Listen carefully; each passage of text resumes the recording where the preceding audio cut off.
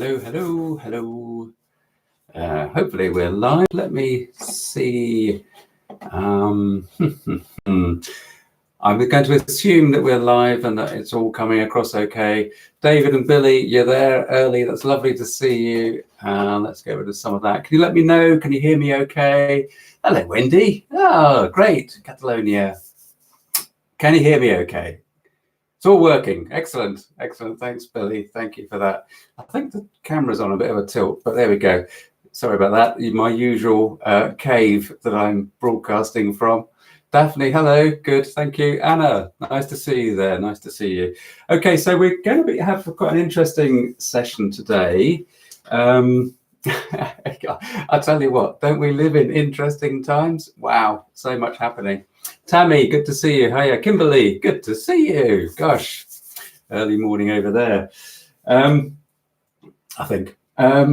So we've got basically about 3 different questions that I want to Lawrence, good to see you, to go through. And as we say in the title there, we're going to be looking at spirit guides and psychosis. That's a very specific question.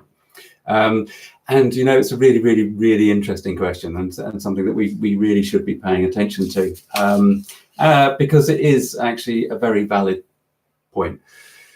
Hello, Ian. Good to see you. Nancy, hi. Good to see you. So I'll just tell you briefly the questions that we're going to cover and then we'll kind of go through them. Okay, so we've got a couple of people actually have asked about dowsing for the future. Can I douse the future? So we're going to look at that. Voican, actually, he's a regular one. He comes up as the full Monty. He's a regular member of the group. So he's asked that.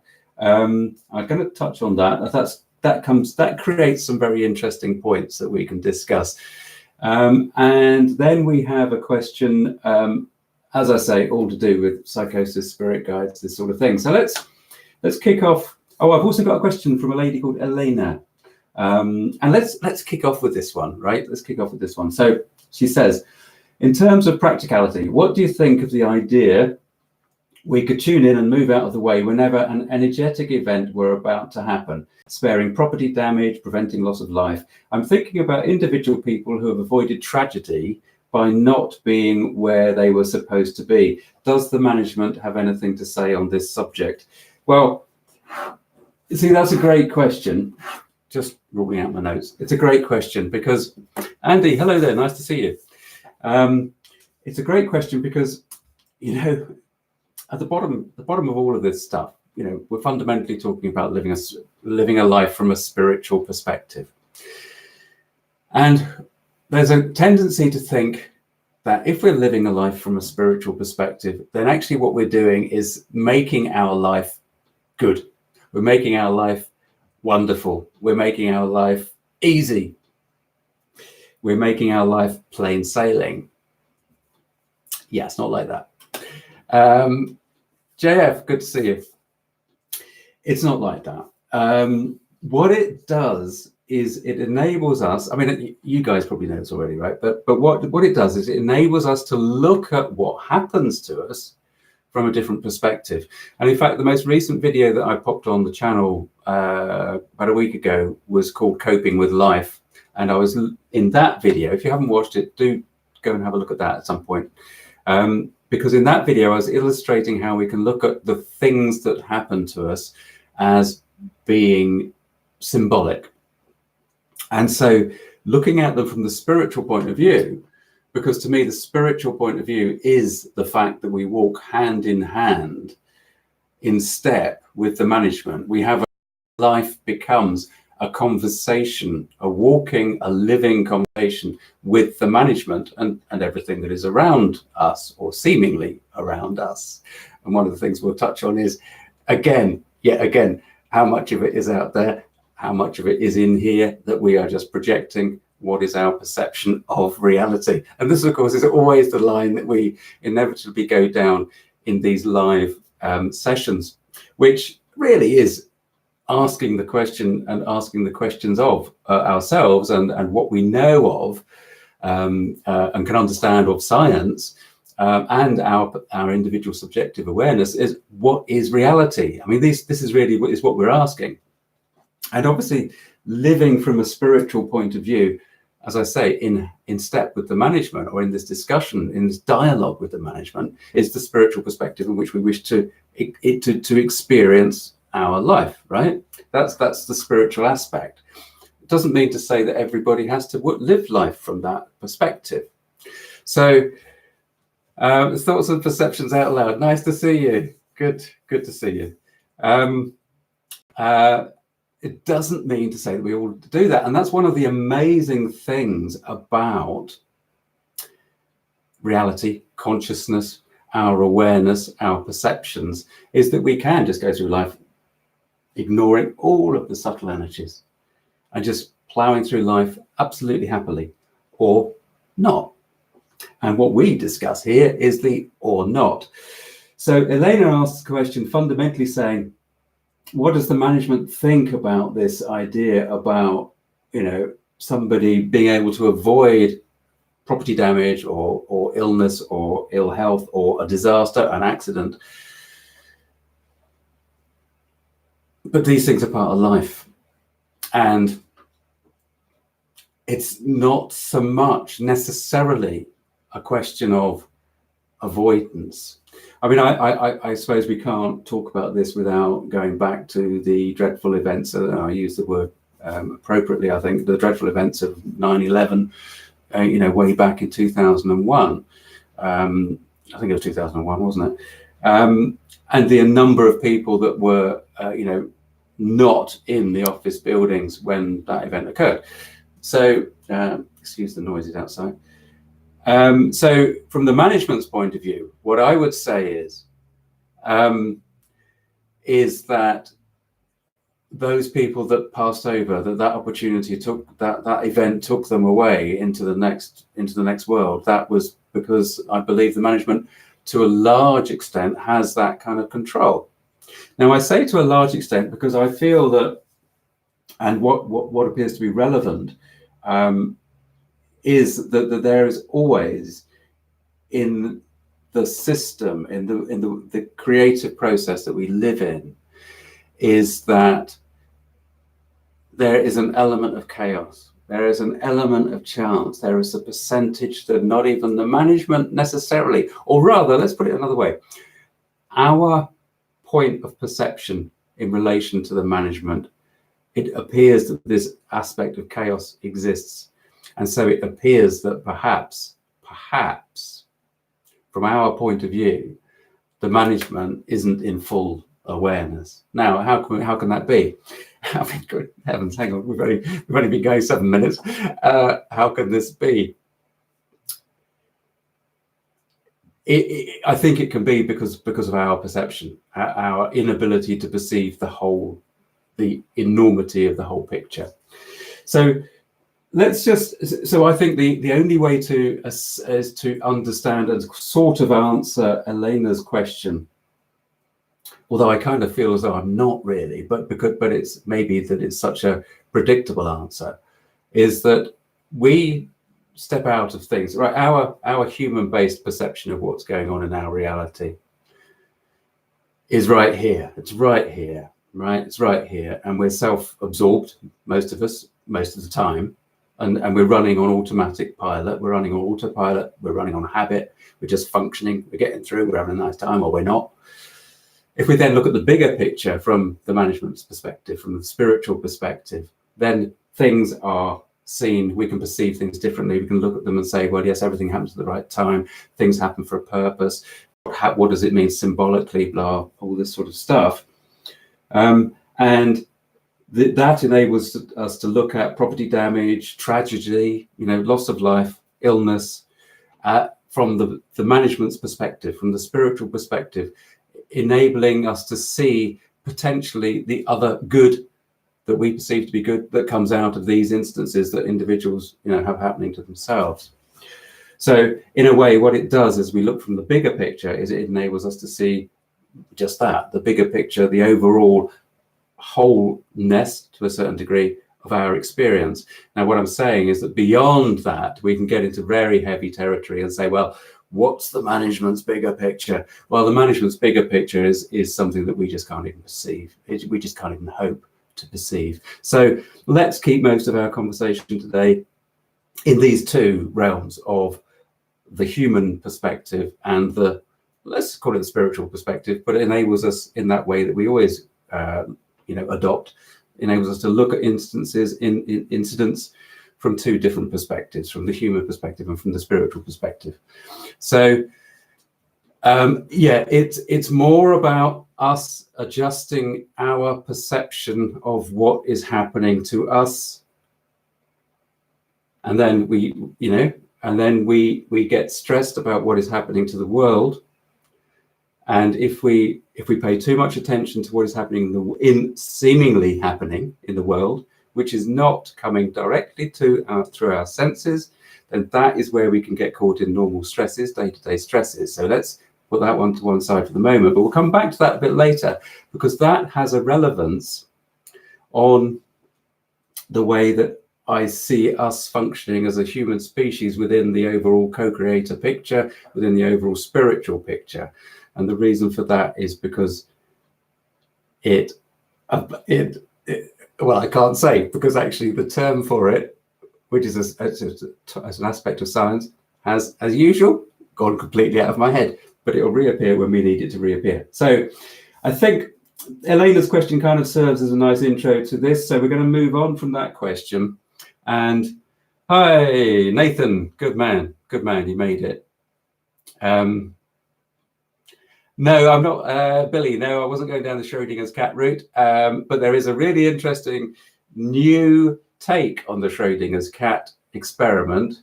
And if you find the original Schrodinger's cat experiment mind-bending, then the newer thought experiment based on that one is even more mind-bending. So we'll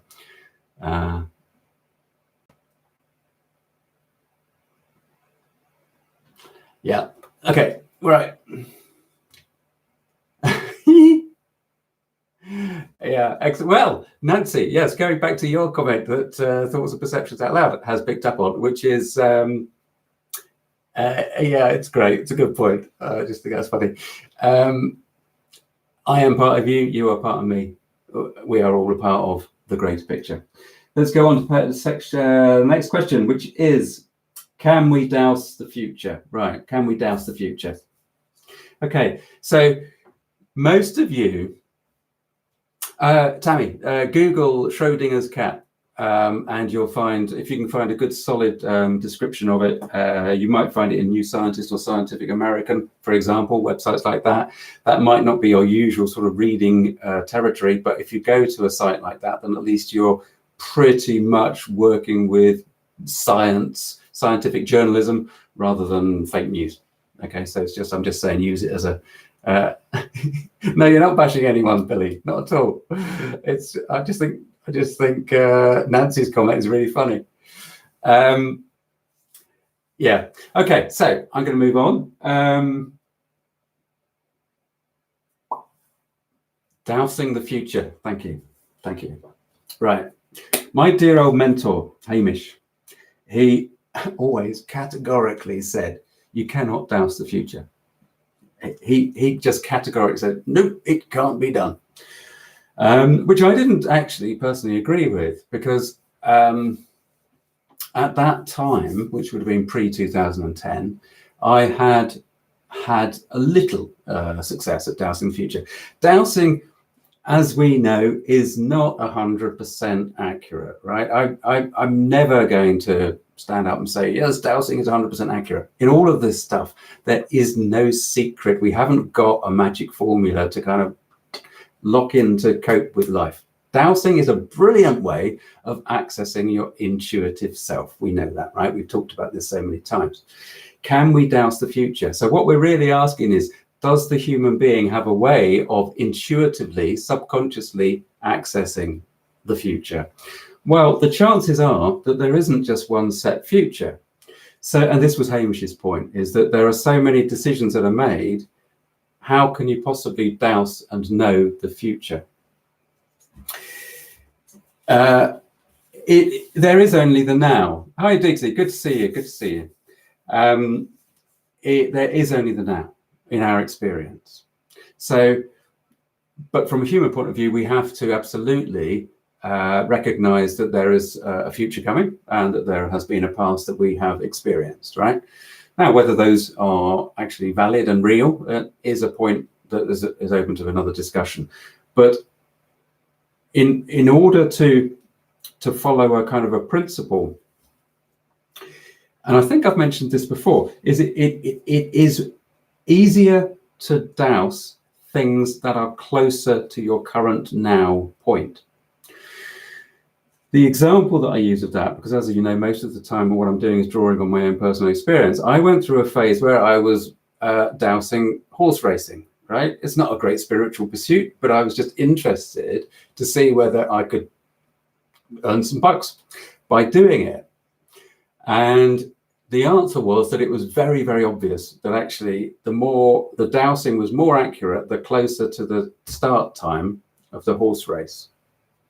Now that kind of ties in with some of the quantum physics sort of findings, right? That as you move along the arrow of time, or the point in the future comes closer, then it changes from possibility, all possibilities out here, to probabilities, to the actual outcome. So in other words, the event that you experience as the now is more likely to be the now that you experience, the closer it comes. So it's not about just one future getting closer to the point of now.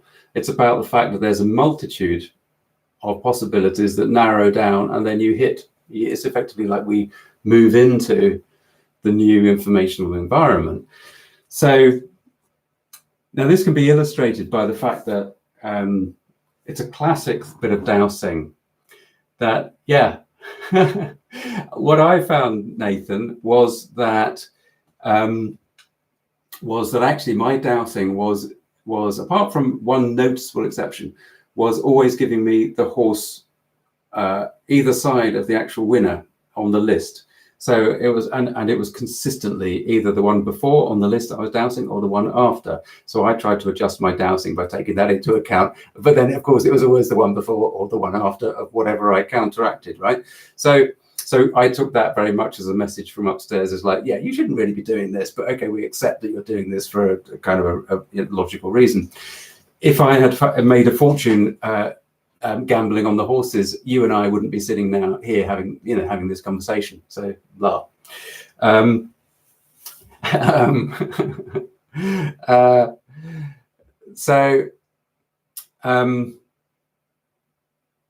Where was I going? I got distracted by the bets. Right. What was really interesting was that when I was getting a closer connection to my spirit guide, and we'll come on to spirit guides in a minute, my wife and I were selling our house, and it was taking forever, as sometimes these do. And obviously we were at that time going through an economic recession, and so houses weren't selling terribly well. But we were kind of doing everything that we could to move the house. And I said to my guide one time, look, come on. We've been here for so long. Surely, what do we have to do? What's going to happen? When will we move? Come on, tell me when we're going to move. Just tell me when. So I want to know so I can relax and just wait for it to happen. And he didn't say like 30th of March, 2014 or whatever. What he said was, he just said, look for the yellow car. And you go, oh, yeah, cheers. Thanks for that. Look for the yellow car. And I'm like, how's that work? Now, of course, at that time, my youngsters were, well, they were getting on a bit. They were teenagers by then, so that they'd always had this game of looking for the yellow cars, and I just thought, well, that's a really strange thing for Merlin to say to me, to look for the yellow car. So we were having quite a few viewings of the house. People came around to look at the house to see whether they were going to buy it. There was one particular day where I went out to sweep the front step in preparation and cleaning up and clearing up for this viewing that had been booked. And I went out with the broom in my hand to the front door to sweep the step. And I thought to myself as I went to that door, why am I doing this? I never sweep the step. I haven't swept the front step in 15 years that we've lived here. Sweep, looked up, and right opposite the door, parked in a really stupid place, was the yellowest car ever. It was just yellow. And of course, I thought, well, okay, these are the people that are going to buy the house. And the people that turned up about half an hour later were the people that eventually, after a long process and sales and negotiations, all that stuff, bought the house. So that would have been about 5 or 6 months after Merlin had said, look for the yellow car. But there was, you don't forget when they say things like that. So something like that. So he had seen into okay. So the question is, had he seen into the future, or had he a finger in creating the future at that point? Now, I think personally, it's a mixture of both. And I think this is why dowsing the future is about dowsing the possibilities. It's about looking at the possibilities, what is there and what is the likelihood, the chances, and where are you as the co-creator involved in the bigger picture? Where is your energy, your informational field in relation to the management, to the great creators, if we call them that? If we're co-creators, they've got to be the great creators. In order for things to gel, where do you stand as the dowser, as the inquiring mind that is asking about this informational change that will be encountered not in the present? Does that make sense? So you've always got Nancy, what are you on this afternoon? So you've always got you've always got to bear in mind your own position and your own state of being with the management, with your spirit guides. Okay, so does that answer the question? Can you douse the future? Okay, let's just not leave that quite yet, right? Because I've doused for, and I made a note here, which is why I'm looking over here. I made a note because this is what I wanted to touch on, to give you some kind of practical, help with this sort of question. I've doused for a client when I had a lady that was in really wanting to move out of a job and do something else with her life. She was feeling like she was in a stuck position, like a lot of us do. John, there you go. John McElroy, maybe you've had a lot of experience of it. And so I was dowsing for this particular lady. She would ask me questions and I would douse for her and give her sort of scales of 0 to 10 on likelihood or beneficial aspects for it, and how good might it be from that point of view. Actually from 2 points of view, one from her point of view and one from the point of view of the management. What did the management feel would be good for her? Now, those are two very different questions to be asking. So we did this, but that gave that particular lady confidence. The results that we were getting when we were doing this over a period of some weeks gave that lady confidence to step out and start on her own in her own business. And as far as I'm aware, she's doing okay, which is great because she was in a very, uncertain position when she stepped out.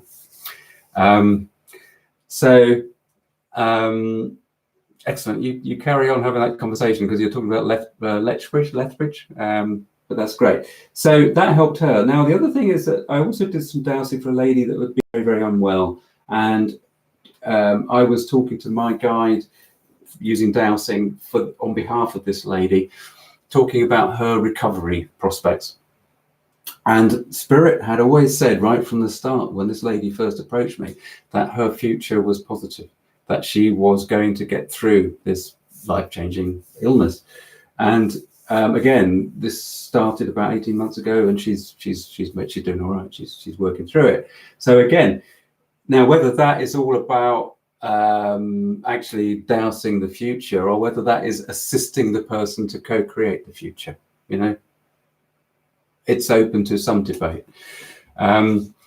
So Okay, I'm going to leave you. There you go. I'm going to leave you with having that conversation. So let's move on. So there's two samples. So what am I saying? Let's just round off this. I know I'm a bit all over the place today, but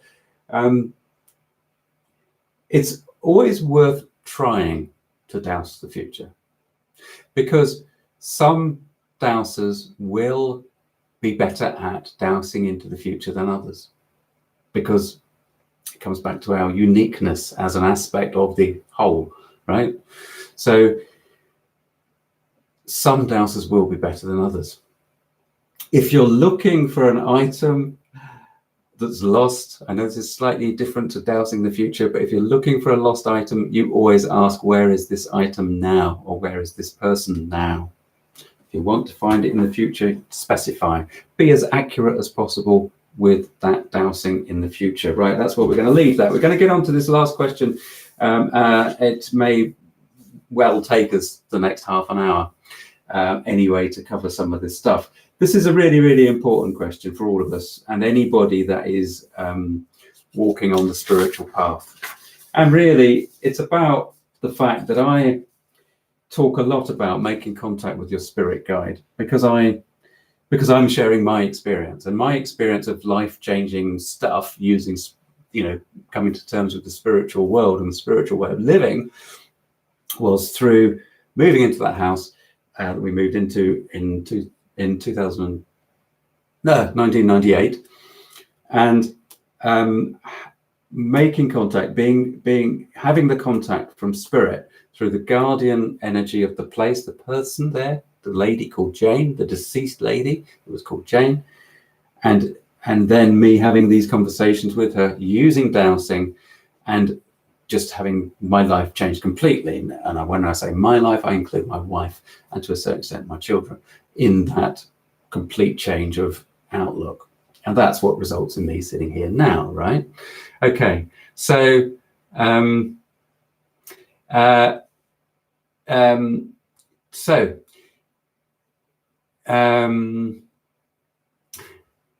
thoughts and perceptions out loud. If you Google one of the dowsing organizations, like either the British Society of Dowsers or the American Society of Dowsers, I know you're probably in Europe at the moment, ask them, just email them using their contact form or whatever, ask them for somebody, if they can put you in touch with a dowser, if you really want to find your cat, if you're worried about them. And a dowser may well be able to. I mean, cats are an interesting one because they go off on their own. If it was a lost dog or a lost person, there are dowsers that are brilliant at finding lost people, lost pets, right? So, but ask American Society of Dowsers or the British Society of Dowsers for somebody who's good at that. Right, we're going to get on to spirit guides. So as I just said, my life changed completely when I made contact with these people, right? So the personality, the spirit of place, which is strictly speaking not the guardian energy personality, but the guardian energy personality, the person that is associated with place, can be found at every place. So every house that I douse, there will be a guardian energy, a personality. It's like talking to a person. And in very, very, very often the case is that you actually feel as though, okay, there is a presence that comes forward and you talk to this person. So I suggest a lot that this is what you guys do. You go off and talk to the spirit of place, or you try to contact your own spirit guide. Now, when I do that, I'm to a certain extent making an assumption that it is time for you to contact that spirit guide. And you will only make contact with your spirit guide if it is an appropriate time, because that absolutely is not only your responsibility, but also the spirit world's responsibility. They will come to you if you come to them, if it's appropriate at that time. Some of you may have been trying to contact your spirit guide and finding that it's like, oh, hang on, I'm not really sure. Is that, oh, hello? It's all a bit unclear. It's all a bit ill-defined. And that may well just be the appropriate process. Once you do access your spirit guide, there are plenty of videos online that talk about how to do it. And we can talk about, again, how maybe in the future. But once you do access your spirit guide, you can find that life changes so much, so quickly. And the way that you interact with your reality shifts fundamentally.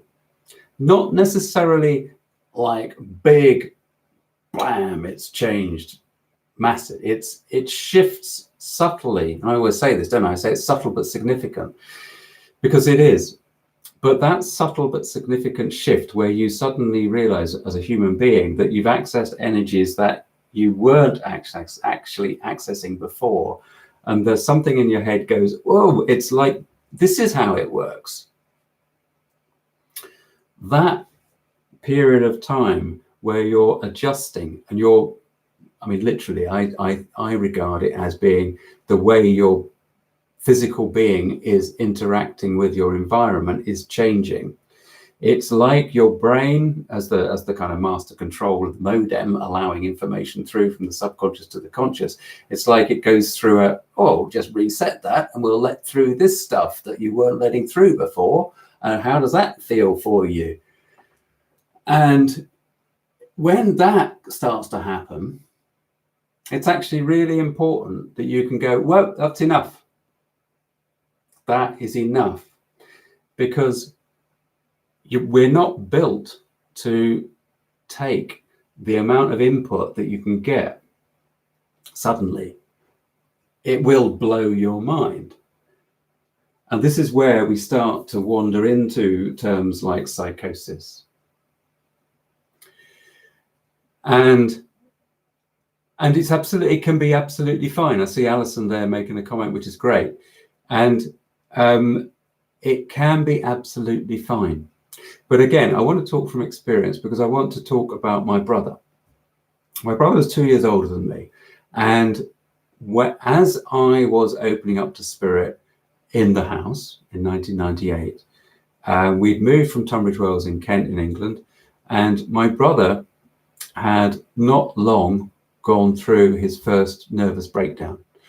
He actually, in that instance, was actually sectioned under the Mental Health Act. Now he, and that was later described as a psychotic episode, right? So psychosis. Now he'd been going through a lot of stress, but he'd also been doing some spiritual practices. He had opened up, and as far as I'm concerned, he opened up now, looking back on it, opened up too much too soon. Now he's since had another, he around that time, some years later, he had another breakdown, and he's quite open about this stuff. And in fact, now he lectures on mental health in the workplace. And so for him, although he is still working with the trauma, if you like, of those breakdowns, he is putting it to good use. Now he was later diagnosed as bipolar. And in all of this stuff, right, we're dealing with,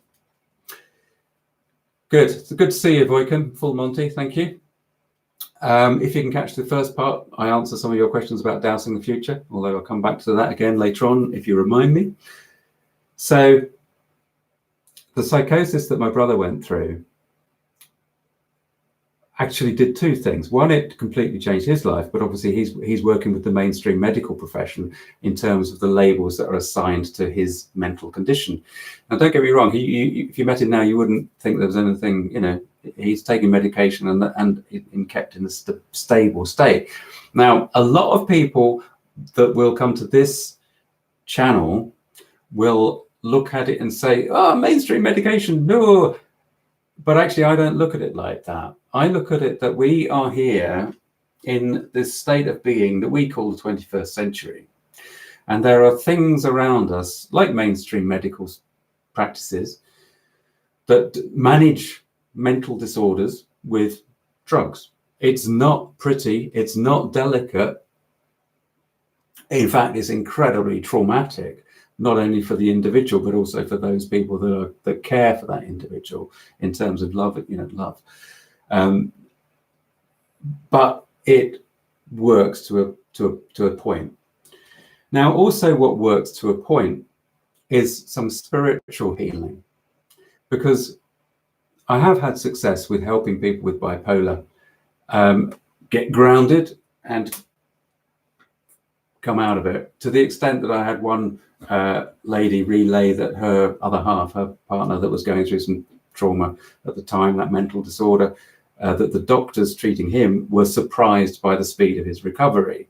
So whether that was anything to do with the spiritual healing that I was doing for the guy, I can't say for sure, but it seemed to be. There appears to be aspects of shamanistic work that will work with the energies that affect the mind, and it seems to make a change. And there's people like the Barefoot Doctor, Stephen, whatever his name is, can't remember his last name. He has worked with mental health patients in the past. I don't know how successful or not he was in that, but it was certainly a phase that he went through. So all I'm saying is that as you step out on your relationship to spirit, the most important thing is to be grounded and in your body. So somebody's going to ask me, how do you do that? Well, I'll go back to my dear old mentor, that Hamish would say to somebody that he felt was not grounded enough, go and dig the garden. Just get out there and go and dig the garden and forget about all the woo-woo stuff. And a big part of it is doing that physical work. We sit at desks. Hello there, Kathy. Good to see you.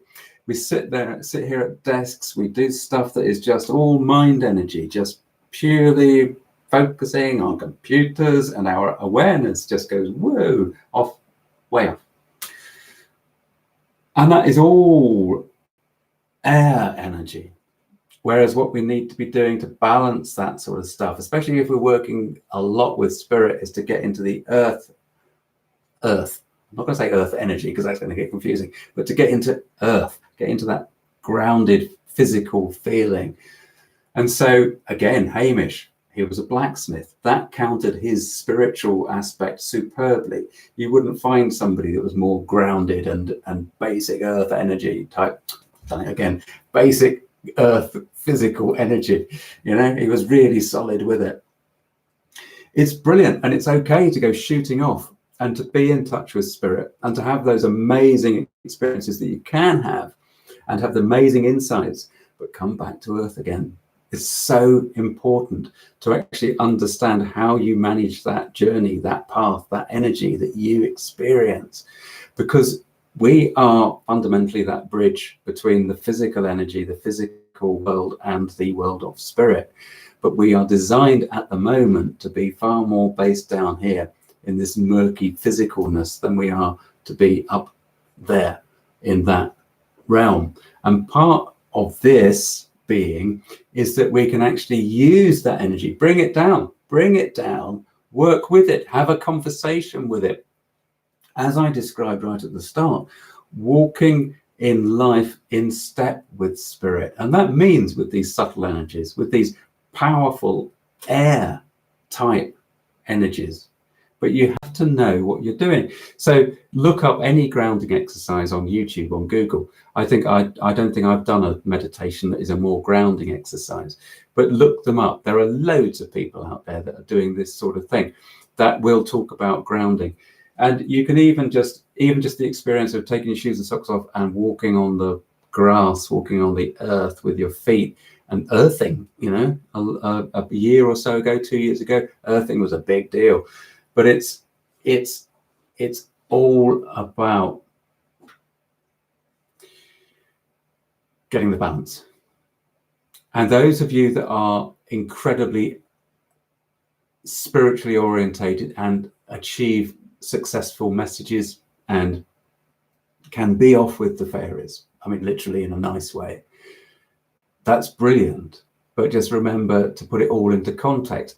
And the crucial thing, in fact, the crucial thing that raises this issue from the person that asked the question was that they had experience of of a friend of theirs that made contact with a spirit guide, and it was all fine for a couple of years, and then it went very wrong in our mainstream perception of things, in as much as basically this person's material life, the physical life for this person, fell apart. because he was following instruction from his spirit guide. Now, what went wrong in that circumstance? And if I say it went wrong, then I'm making a judgment view. I don't know the surrounding history. I don't know the exact process that happened to that fella. But what I do know is what I hear from other people, where they will make contact with spirit and then they will abandon their power. There is no rational reason why we should actually give our lives, our decision-making process over to spirit, no matter how fundamentally good and loving they feel. Our existence is a conversation. I cannot repeat that often enough. It is about looking at our reality and making a decision based with all our faculties on what information comes to us. If the majority of that information comes to us as spiritual information, that's okay. If it's saying something that we think, oh, that's a bit peculiar, but I trust you and I will go and do that, that's okay if you recognize it's a bit peculiar. It's not okay just to go and do something because a voice tells you to go and do it. Right? Now, yeah, I'm going to leave you to move on. So I'm going to leave you to move on in that conversation. Hello, Lady K, I see you there. It's a big, big minefield of life, right? And I would be doing us all a disservice if I didn't say that some psychotherapists are brilliant at helping people through the trauma. Depression can be assisted by some of the subtle energy work. I know it can be, because I know from experience that it can be. But equally, I will always recommend to a client, if it's appropriate, that they seek a practiced mental health practitioner. I don't recommend you go glugging back pharmaceuticals just because they're there, in exactly the same way as I don't recommend you go following a voice just because it says do something. If you're not in the mental state and the mental capability to make the decision, then obviously you need help to make those decisions. And the best person that can help you make those decisions is somebody that's experienced in working with people in that circumstance. And that usually is a trained mental health practitioner. Okay? So I am happy to help people through some depressive tendencies. What I'm saying is there are limits as to how much one can do work with the subtle energies. Just me. Okay, so Kathy, exactly. So it's all about the level, the trust, the personal ability. Do I mean that? The talent, I suppose, that you've been given to work with it. And the fact is that actually the reality will be that you will find, if you ask for it, you will find the help that you need. You will find the appropriate person. Because from a spiritual point of view, that's the way it appears to work.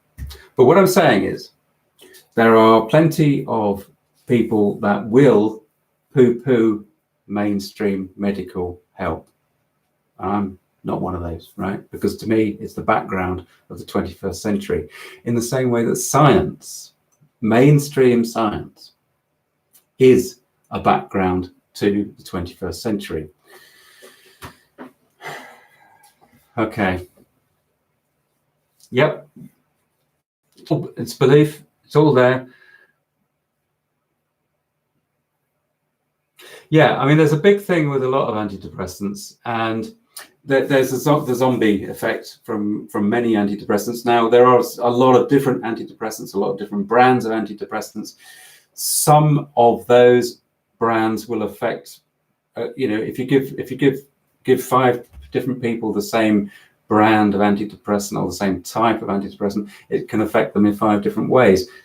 I've absolutely 100% experienced the zombie thing, which is where really the person, yeah, it gets rid of their depression, but it also gets rid of absolutely every other ability to express any kind of emotion. They literally do not know what to feel.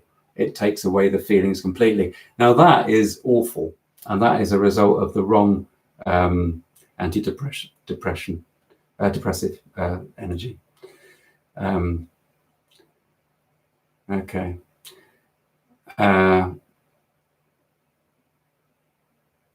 Yeah, I think really what I'm sort of getting to is that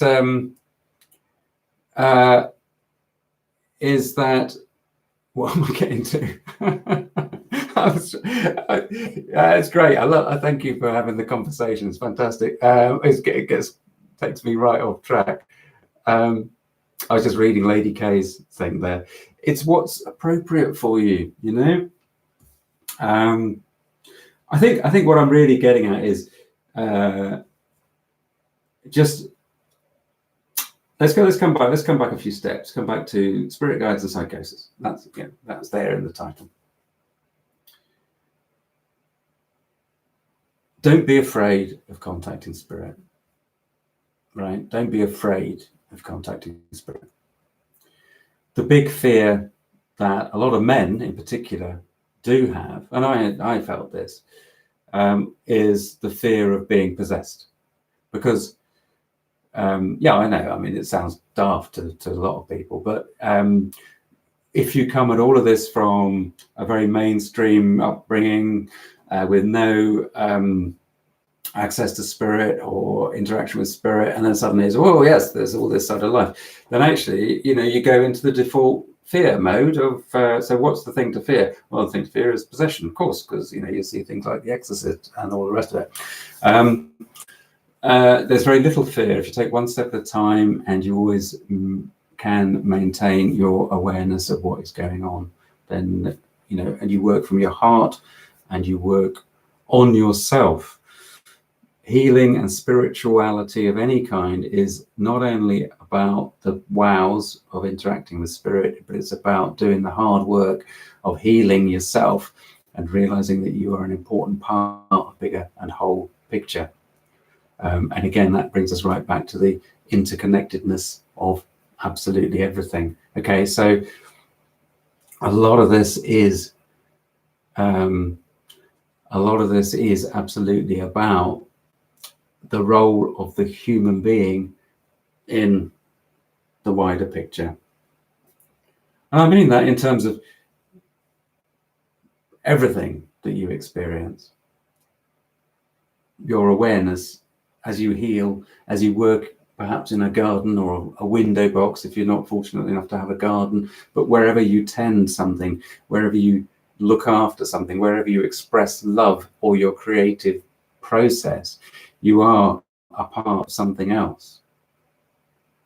And that is actually, you know, within that understanding and that trust and that love of being part of something else, that is where you find your growth. Because there is always something more to grow into, to become aware of its interconnected state.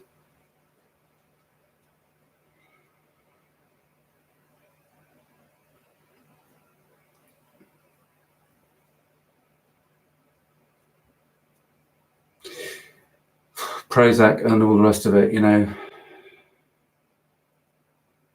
Yeah. Yeah, clearing yourself as often as possible. If you're doing healing work, always clear the space after you've done it and clear yourself. And always use protection before you do any kind of healing work. You know that. I mean, I think all of you know that already that do it. Oh yeah, well, we've done it. Yeah, there you go, Wendy, you're saying it there. Attachments, the little black blobs, we'll always walk into that. One of the ways of looking at life actually as a human being is that actually it's more like you sort of pass through emotional energy fields. You know, you can, you know, we were saying earlier on about there is only the now and the arrow of time. You can actually look at some of these emotions that we experience and some of these attachments that we experience, like we've just passed through a cloud of, you know, negativity or detrimental aspect, anger, jealousy, rage, all of these things. They could be there, and you express them as you pass through that, but you'll always come out the other side. But of course, you've got to work on finding that route out of that energy.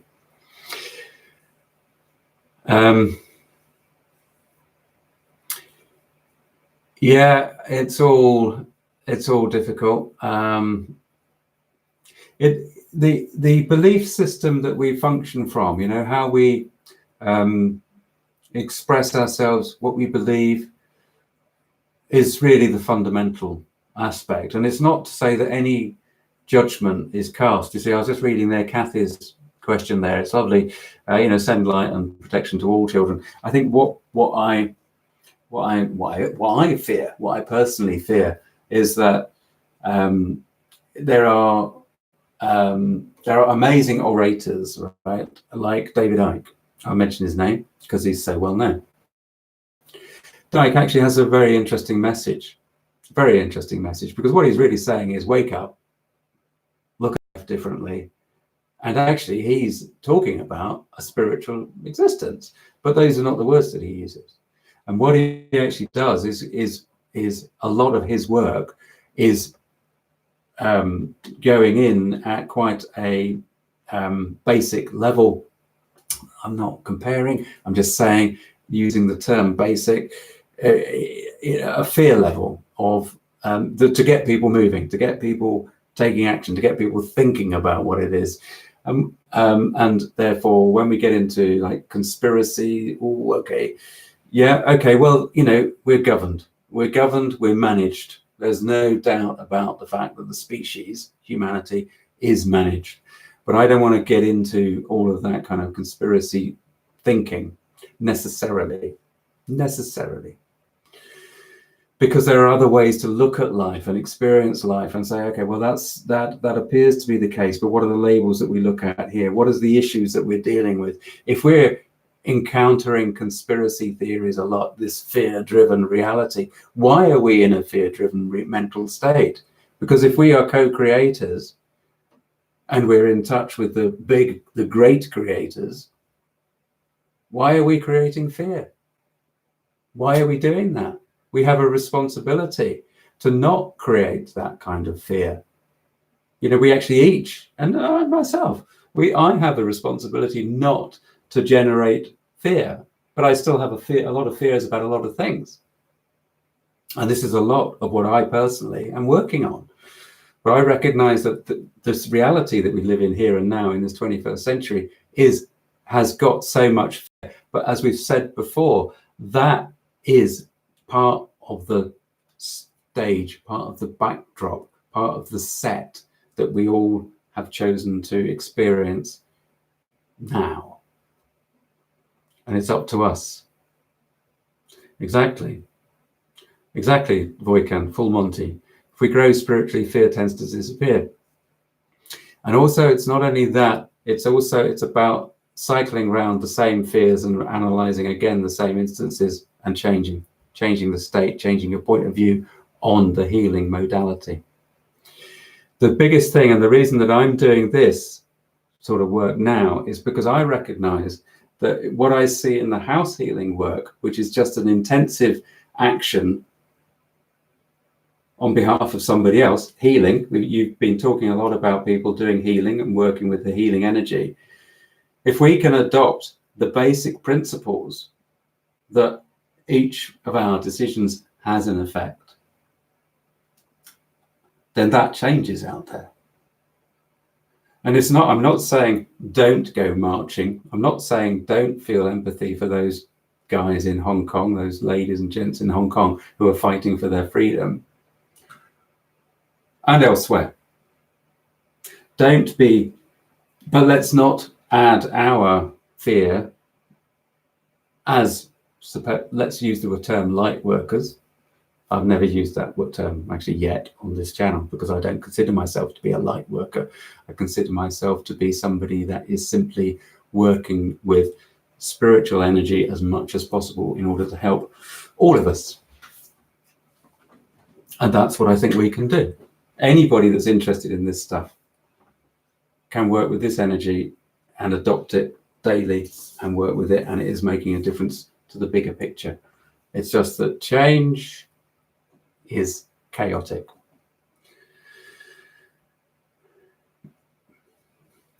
Okay. Yeah, good. That's perfect. Good, Boykin, that's excellent. Likewise. Now, I'm going to come back round to one of our earlier questions.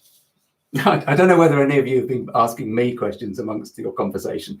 You've been having a great conversation. I can't get through all of that. Otherwise I'm just going to sit here and read, which is not interesting for anybody. But it's great that we have this environment, right? So I'm going to come back round to actually say, refer back to this question of dowsing the future. Can we douse the future? There's a lot of similarities between... Okay, no, let me start that again. Dowsing is just a fairly cumbersome way of harnessing and linking into the knowledge that is out there. Okay, Akashic records, some people call it Akashic records, the information that is out there. We live in a universal mind, and we are simply accessing through intuition the information that is out there to be accessed. What some say that the Akashic records, so the information that's there in the quantum zero field, is relating to everything that has been, everything that will be. So it's just a question of us accessing it.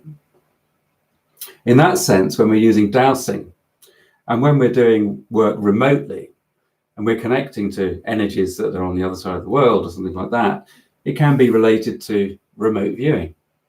That does not mean to say that necessarily you're going to picture things in your head. So in other words, what I'm saying is that the dowsing mode is not necessarily like the process that was created for the military to use and to access sites remotely. But what they were working on, and became known as remote viewing, is very similar. What you can do with the dowsing and any kind of meditative thought using focused intent. All it is about connecting is using the focused intent to connect to a point, to connect to a person, to connect to a geographical place. There is no here and there anyway, because it's all informational field. And as soon as we connect to a place, whether it be on the other side of the world, like we were dowsing that house in Australia, then that house, the information of that house becomes here. So it's not a geographical place in that sense. It's not important. Geography isn't important. What I'm saying is, if you're at all familiar with the remote viewing, and I think, Boykin, that you've been interested in that, then you can think of your dowsing as a way, as similar to remote viewing, right? That might help in your actual connections. Okay. Okay, good. Right. We're going to have to draw it to a close. We started a little earlier today and we're finishing a little earlier, but it has been wonderful. Yeah, good for you, Boykin. Okay, any last questions that you want to throw out directly to me that I'll try to answer in as short a time as possible, but anybody who's got a last question? I don't know how many. Thanks, Ian. Speak to you soon. I don't know how many unsubscribes I'm going to get from this one. It's always interesting to see. It's just, thanks, Jeff. Good to see you. Speak to you soon, mate. It's always interesting to see what the viewership does. I do really appreciate. Thanks, Lawrence. I do really appreciate you all being. Yep. See you soon, Boykin. Being present, it really does help. And cheers, Nathan. And it really helps. It helps. Being selfish, it helps me. It's great. No, it's really useful to have the sharing opportunity. Really, really is. Thanks, Kathy. Love you too. Love and light. Many blessings. Thanks, Rebecca. Lovely. Take care now. Oh, bless. Oh, Wendy.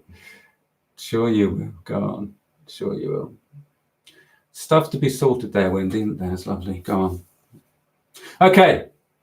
You got me going off in reverie. All right. Okay. See you next week. We'll do it again. 3:30 next week. Okay.